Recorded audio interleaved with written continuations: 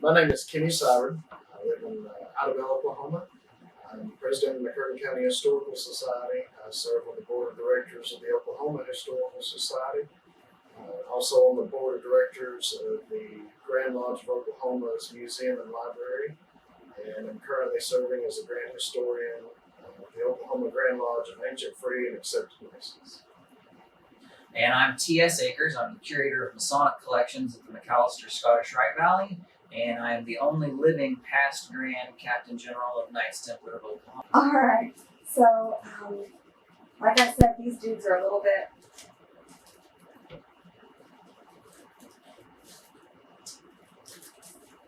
So I will start with, this was the only thing in the photographs that I don't believe is Masonic. Okay. Yeah. And I couldn't tell you what it was used for. It could have been a duster. Yeah. So, Okay. I couldn't place anything, but I thought, if it fell into Knights Templar dealer, so that's yeah, no, that was the Cheers only with thing, that I would say was not Masonic, and I'm not sure. I mean, it's a plume of some kind, and it could have gone on a shako maybe, but it's not something that we would have used in Freemasonry. And what's a shako? Just a military hat. They're usually leather and tall. West Point still wears them in their cadet uniform. So. Okay. So I guess to start with what this is, it's obviously a Masonic apron. An apron is the badge of a Mason, and different degrees of Freemasonry have different style of aprons. So when you get into what are called the higher degrees, they get more ornate, which is what this is. It's a Knights Templar apron. The first Templar degree was conferred in the United States in, I think, according to my notes, 1769. And that was in Boston. That degree was probably brought to the United States by military lodges in the British Army. Paul Revere was made a Knight Templar in 1769 in Boston, and that was done by 2 military lodges. Templar Regalia today is very different from what Templar Regalia was in the 18th and 19th centuries. We no longer wear aprons, but the use of the apron probably developed from in craft lodges where the apron was the standard regalia. They just adapted aprons to wear for conferring the Templar orders. The triangular shape is sort of important to Templary. In the actual order of the temple, like in a Masonic degree, there's an altar. In the order of the temple, there's a triangle in the room, which is why the apron has a triangle shape. It's got a skull and crossbones, which is it's a symbol of mortality. And then there should be, 12 circles around the triangle.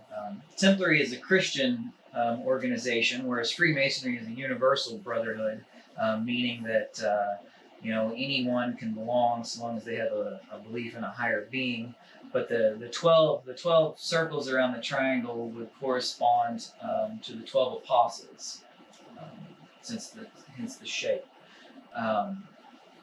The aprons fell out of style in time, I guess you could say. In 1839, the Grand Encampment of the United States, which is the national organization of Templary, outlined what the apron should look like. In 1859, they actually abolished the wear of the apron, but the states and local commanderies that had been wearing it, they didn't really follow that direction and still continued to wear it. And then in 1886, the national body returned control of the regalia and uniforms back to the various states, but no new commanderies after 1886 adopted wear of the apron. We never wore the apron in Oklahoma or Indian Territory. And the theory of Knights Templar in Indian Territory was established in Muskogee in 1891. So that kind of sums up the apron. Kenny, you've probably seen a fair number of these, but have you ever seen one quite like this? not like this. No, not like this. Yeah. Glad you came along. Do we know where his membership was? Do we have any records of that? Like, I know that he spent time in New Orleans, is that right? Yes. And in Virginia. Yeah. He was from Virginia, came out, he moved to to Tennessee, came out here and lived, and then split his time up between here and Baton Rouge, Louisiana. He died in New Orleans after the Civil War and everything. They purchased another property in Virginia, and so they started living there. And so they were living in Virginia and Baton Rouge, there at Bayou Plantation, or Tally Hill Plantation in Bayou. And then he, I guess, lived in a hotel there. You know, sometimes people lived in hotels at the time in New Orleans until he died, and that's where he passed away at. 1890s. That's when he died. So I would assume that he would have used this whether Louisiana or Virginia. Yeah, one of those other jurisdictions. Virginia, I believe, wore these. You know, Freemasonry in the Indian Territory really came here by way of Arkansas, and Templary in particular came from a variety of states: Kansas, Missouri, Texas, and Arkansas. And then, you know, you have people coming from, you know, further points east. So, but yeah, one of the other jurisdictions that would have worn these, certainly. So. All right, so what we have here is it's a Knight Templar chapeau. Chapeau simply is French for hat, and that's a shortened version of the chapeau de bras, which is a hat, a military hat that one would fold and carry on their arm. These were never styled to fold. They have a hard form to them. This is for a Knight Templar who is the rank of Sir Knight, which is just a member, with a silver tassel on front, and then the silver Passion Cross on the side, identifying rank. The gimp on this is interesting. Every state had its own regulations as to what was allowed on their uniform and their hats. Some states are more strict than others, and those have changed over time. So off the top of my head, I don't know what state would have had the gimp like that. And then this particular hat was made by Schuyler Hartley and Graham, one of the famed military and fraternal regalia suppliers. I believe they went out of business in the late 1800s, so that gives you a time frame for this particular hat. It would have had a white plume over the top. These are the black underplumes. There would have been a larger plume that went over the top. Some might think this is a naval style hat, but it's these particular style hats are more of an army style hat than a naval style hat. Now the Templars, they adopted hats probably because they were conferring a military style order. So they started wearing hats in the lodge room when they were conferring the degree. Because in Freemasonry, the only person that wears a hat in a lodge is the master of the lodge, is like the president. But in Templary, everyone wears a hat, and it became part of the uniform. Or early on, the uniform was really just a costume. So that's what we see here. This is a nice, very nice example. So. Beautiful piece. So this is a sword belt that would have been worn with the uniform. This is the style of sword belt that was adopted in. It probably could have been worn before them. It was official in 1859 uniform regulations for Knights Templar. Red or Russia leather.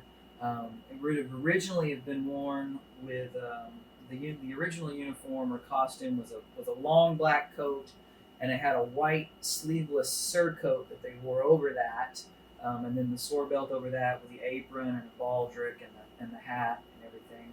I actually brought an example of a sword. If you'll hand me that, so we can kind of see.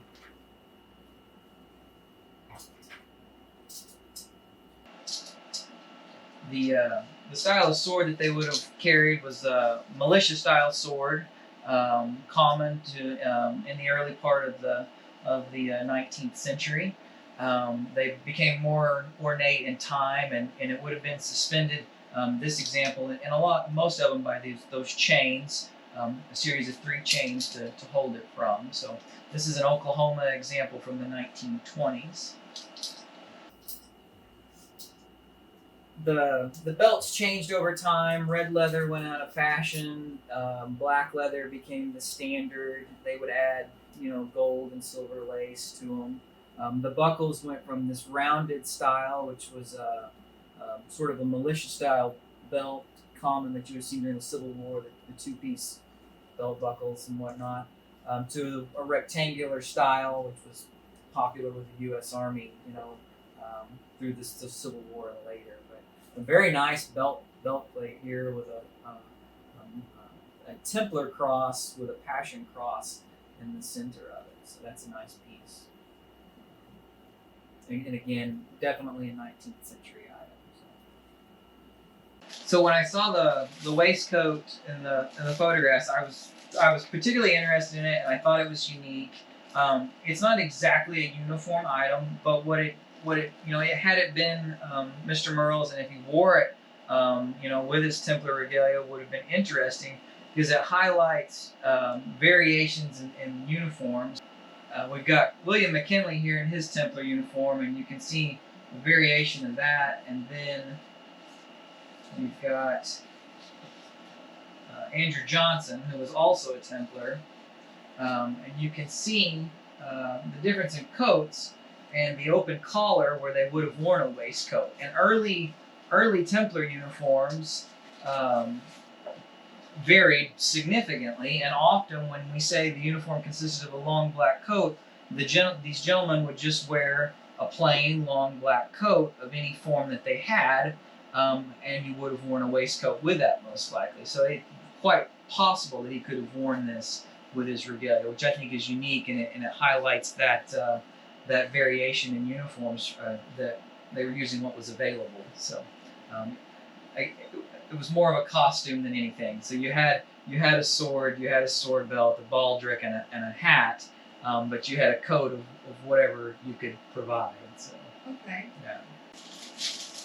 Now, Kenny, you and I were talking about this piece. I'll let you talk on this. Well, as soon as Masonry came to Indian Territory, and the first lodge opens in Indian Territory in 1848 here in Tahlequah, otherwise we're Park Hill, but in Tahlequah, the Cherokee Lodge #1, and later on at Doaksville, and it spreads from there. Aprons, as Brother Trayson had said earlier, it's a badge of a Mason. And especially then, they were highly individualized. A lot of them were homemade, or a lot of wives made them for their husbands. Each one was individual and unique. And when we get an item like this that has obvious printed material on it, we can summarize pretty quickly that this apron likely did not come from the time in which George Murrell would have lived. I wouldn't believe that this would be an item that he would have worn personally. Perhaps someone else in the Murrell family did. We had talked earlier, Trace and I, before we started here, that this apron likely came from about the 1920s to maybe late teens to upper and mid 20s. But it's still a great example of an early printed Masonic apron. It's got the all-seeing eye on it, the square compasses, this ribbon border around it, which likely would have been a different color at one time, likely blue, matching this printed material, I would guess, if I had to guess. Maybe, if we can pull this flap back just a little bit, there may be a little bit of information. Oh. And there's not. It's not filled out. Tells us what lodge it came from in Virginia, but not filled out. Came from Marshall Lodge number 39 in Lynchburg, Virginia.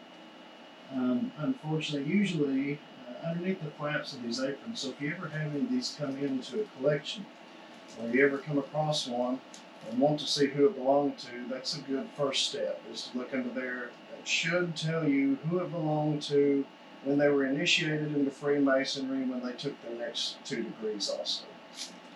And also, a lot of times it will have valuable information, like we just discovered, where the apron actually came from. Does that G stand for anything in particular? It has a dual meaning. One being G for deity, God, and the other being geometry. And that is unique to the United States. When you see the square compasses in other parts of the world, there won't be a G. Typically in the 19th century in the United States, they weren't using the G. It's more of a late 19th century, early 20th century addition to the square compasses. And to highlight, to highlight what Kenny said, you can really, the age on this one, the printing, but also the shape, because you get this distinct rectangular shape when commercial operations began mass producing these aprons. Because earlier aprons had more of a rounded or a shielded shape if you look at earlier 19th century aprons. And it's smaller, which also kind of tells us that it's not from Texas, because they use really large aprons, and they're pretty proud of those. But this is the standard size apron for the rest of the country. So in Freemasonry, when you join Freemasonry, you take the 3 degrees of ancient craft masonry, which are entered apprentice, fellow craft, and master mason.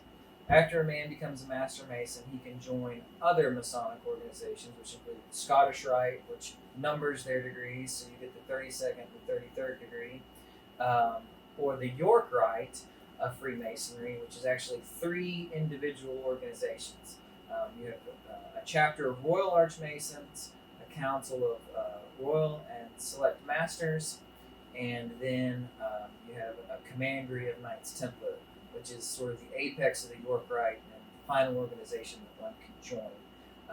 Like I said, Freemasonry is a universal brotherhood. Templary is founded upon the Christian religion, so you have to be a Christian in order to join Templary. But it was more of a society organization, at its height. They had drill teams, so you look at post-Civil War America, we've had all these town militias that were drilling and whatnot, and people enjoyed all that pageantry, and so this organization develops and flourishes and has parades and uniforms and drills and all that sort of stuff. So, the height of Templar was the 1920s, and it was a really popular organization owing to their appearance in public and whatnot. The ancient Templars were a medieval order that was developed during the Crusades, part of the Catholic Church. Modern Templary arrived out of, during the 7 Years' War in Germany, German Masonic lodges were practicing a Templar degree. They came in contact with the British, their allies. The British liked this degree. They took it and brought it back to British Freemasonry. There's no definitive explanation as to where it ever originated from. The British brought it to the United States, and then beginning in 1769, they were called encampments at the time, was the local organizations. Those began to flourish in the New England area. From there, they formed state encampments or grand encampments, and then in 1816, a variety of encampments formed what was then a national organization. And so Templary really was in the United States, originating in Boston and flourishing in the state of New York. DeWitt Clinton, governor of New York, was the first Grand Master of the national organization, the Grand Encampment. So I think it's funny, Freemasons are really proud of Andrew Jackson as a president and as a Grand Master of Masons of Tennessee. Is that right? Right. He was also Grand High Priest of Royal Archmasons in Tennessee, but he lost election to DeWitt Clinton for the position of General Grand High Priest of Royal Archmasons of the United States. So DeWitt Clinton was the more popular Freemason of his time over Andrew Jackson. So Grand Masters are usually not that well thought of after their term in office anyway. So.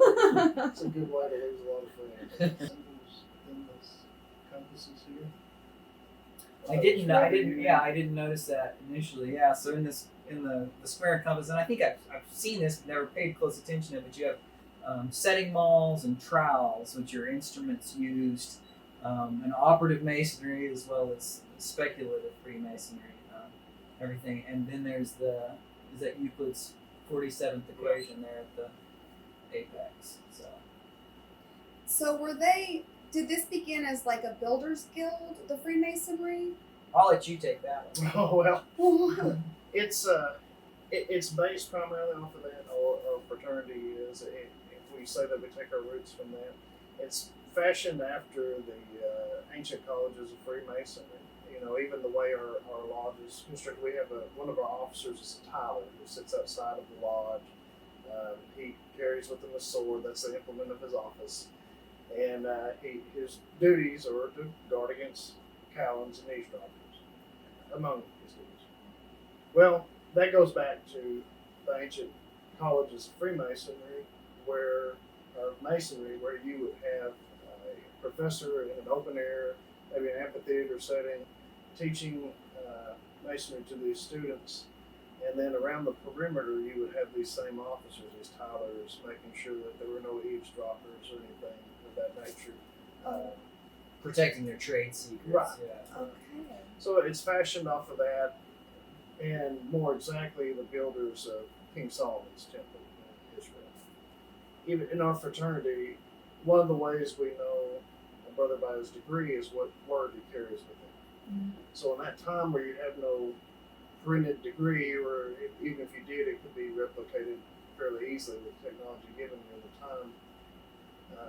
If you attended the colleges of Masonry, or if you worked in Masonry and obtained your degrees in Masonry through that route, well, then you could go to an employer with your word, and that would be testimony of what degree of experience you had, whether you were an entered apprentice or a fellow craft or a master mason.